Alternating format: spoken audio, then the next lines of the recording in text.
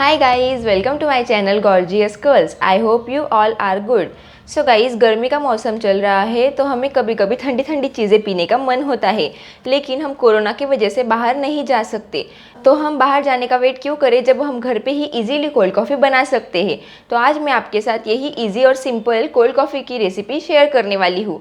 और अगर आप बैचलर है या घर पे अकेले हैं तो भी आप ये रेसिपी बना सकते हैं। तो चलिए अभी हम शुरू करते हैं।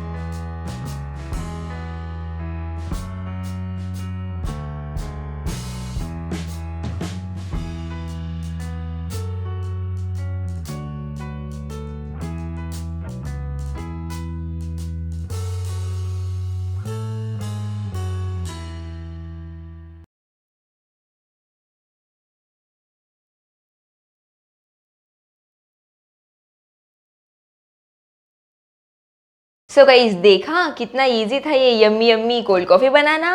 सो आप ये रेसिपी ज़रूर ट्राई कीजिए और मुझे कमेंट सेक्शन में बताइए कि आपको ये रेसिपी कैसी लगी। So thanks for watching my video and if you like my video please do like, share and subscribe to my channel and hit the bell icon below to get notification of my new videos. Thank you, bye bye.